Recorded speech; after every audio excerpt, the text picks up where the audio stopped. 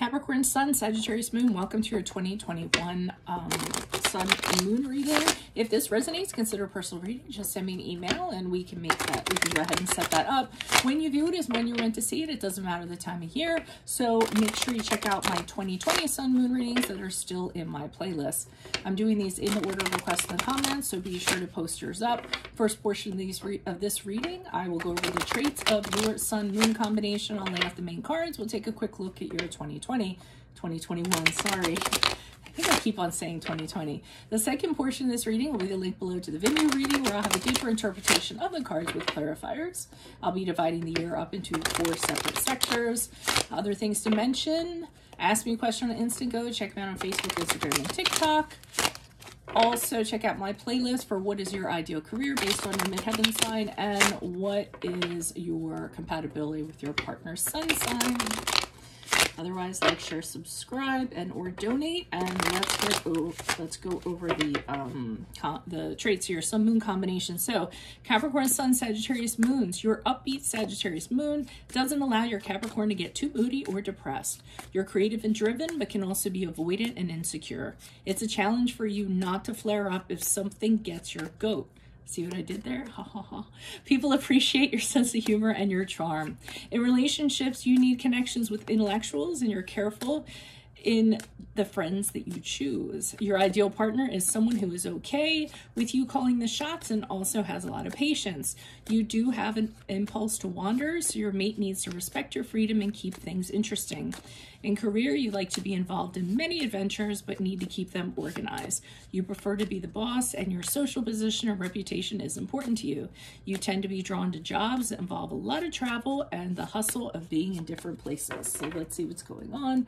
Holy Spirit, angels, divine guides, universe, can you please provide your truth, your wisdom, your clarity, and your insight for Capricorn Sun, Sagittarius Moons for the year 2021. What do you see? What do they need to know to reach your higher ground, become closer to universe and closer to divine through your messages?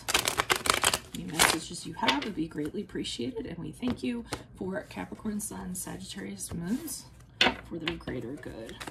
What do you see for January, February, March? We have the Two of Wands in the upright. What do you see for July, August, April, May, June? We have, I have no idea why I said that, the Nine of Swords in reverse. What do you see for July, August, September? The Nine of Pentacles in reverse. And October, November, December, we have the Ten of Wands in reverse. Okay, so in the beginning of the year, January, February, March, I see you kind of making a decision. Now, it's a decision that kind of involves you kind of holding on to what you have securely, or going out there and letting it rip in the real world, or taking some kind of chance, taking some kind of risk. Now, we all know, you know, it's a catch-22, because if you stay where you are, you have the security and you have the comfort. But if you kind of take a chance and go out there, some great things can happen by you taking that risk. Now, that being said, the Two of Wands is not a card of action. It's a card of just kind of waiting. It's a card of decisions. It's kind of waiting to see how things flesh themselves out, waiting on something to come in to kind of tip the scales, to have you deciding which way you're going to kind of go. But it's really tempting, because you know if you do kind of step out, there's a whole world kind of waiting for you. So that's kind of what's going on. Now, I feel like you actually make the decision, though I'm not sure which way it kind of goes. Maybe the clarifiers will tell me that in the Vimeo. But in April, May, June, we had the Nine of Swords in reverse. So whatever the decision was that you have made has released you mentally from whatever you had going on. So this is a situation that was keeping you awake at night, a lot of anxiety, possibly nightmares, a lot of negativity swirling around it.